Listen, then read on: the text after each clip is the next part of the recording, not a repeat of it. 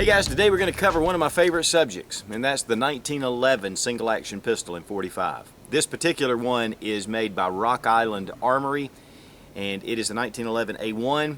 This is their basic model.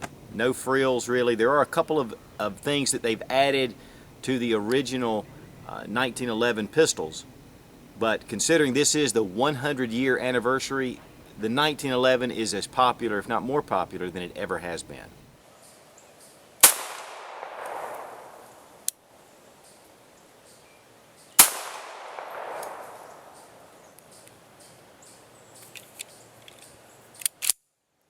Now, the Rock Island Armory pistol is made in the Philippines, and the company was started by a couple of English gentlemen back in the 1800s, and then bought out right before the Japanese invaded the Philippines, and of course that stopped all arms production from that facility. But of course it started again under Arms Corps, and they do make the 1911s. They have been for years making a .22 copy of a AK-47 and an M16 style rifle, in .22 long rifle. But they do make a pretty decent revolver as well. Now, of course, first thing we want to do, we're going to do a little tabletop. We want to check, make sure the gun is unloaded. You should always make sure the gun is unloaded. Check the magazine well, check the chamber. We're going to lower the hammer. Now, the U.S. military used the 1911 as their sidearm from 1911 up until 1985, and is still being used by a lot of Special Forces units.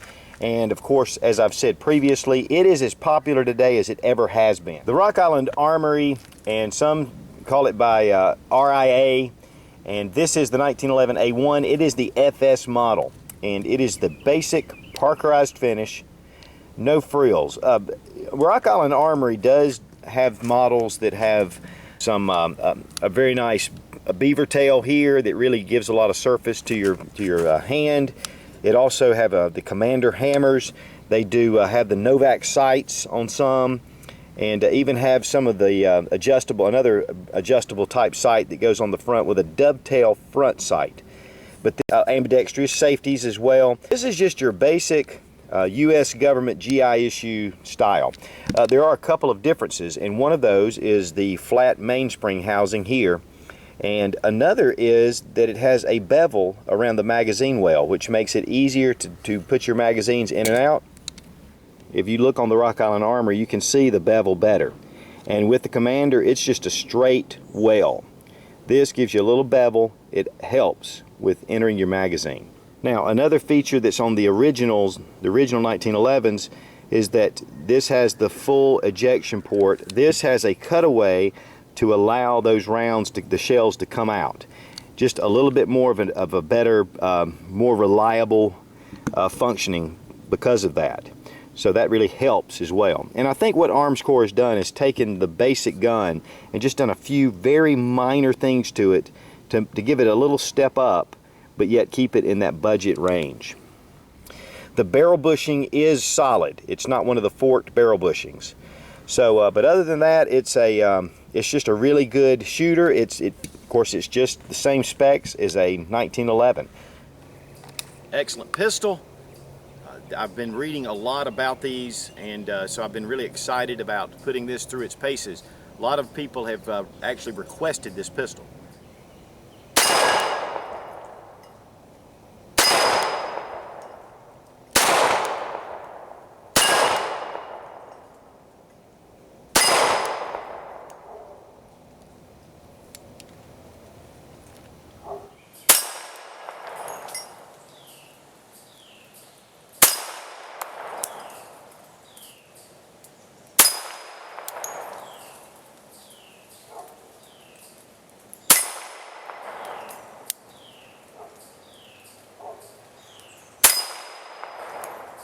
This particular model does come in a nickel finish. It does not come in a blued finish. It's just either parkerized or nickel.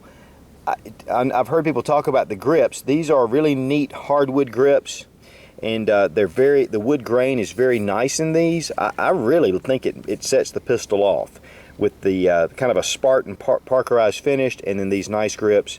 But of course, there are so many aftermarket parts that you can change your gun into a lot of different things with the 1911. They do have an 8-round magazine. This is not actually the magazine that came with this gun. This is a government issue mag that I used. But the gun, in fact, really a lot of times some of your base model 1911s will not fire jacketed hollow point bullets just because of the feed ramp. And really, when I was inserting the magazine with the jacketed hollow points, it took a little bit for me to get that first round in, but I had 0 malfunctions with this gun and with all the rounds that I shot through it. Not one problem, not one jam, and the magazine, the slide always held open after the last round. So that is always, those are some things that, you know, telltale signs that there may be something else going on with this gun. But this is a really nice shooting gun. Now, I've done quite a number of 1911 style pistol reviews, and I'm not really going to break this down. This is a very pleasure to shoot. The functioning was very nice. Now, one of the things I want to mention about this Arms Corps or Rock Island Armory 1911 is the finish. Parkerizing is just an excellent finish to have, an all-purpose finish. But you know, they are kind of a matte, and they will take little abrasions, and you can just see them, but once you clean them up, they're fine. One thing that I do want to mention, though, is the fit and the finish of this gun, from everything that I've seen, is really exceptional. There are a lot of budget 1911s out there, different brands, and this one, to me, has more of your Springfield Armory style to it. Now, I own Springfield Armories. I love those guns. And they are a little bit nicer finish than these, but this is reminiscent of these rather than some of the other 1911s that I've seen. And as always, thanks for watching. Please subscribe for more fun gun reviews and sensible survival. God bless America. Long live the Republic.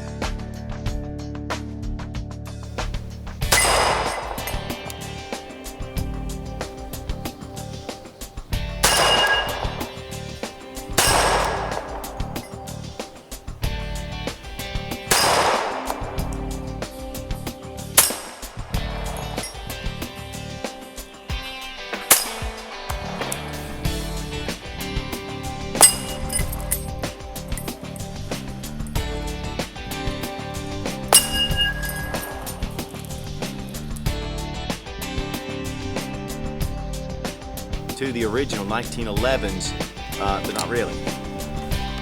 45 ACP, baby.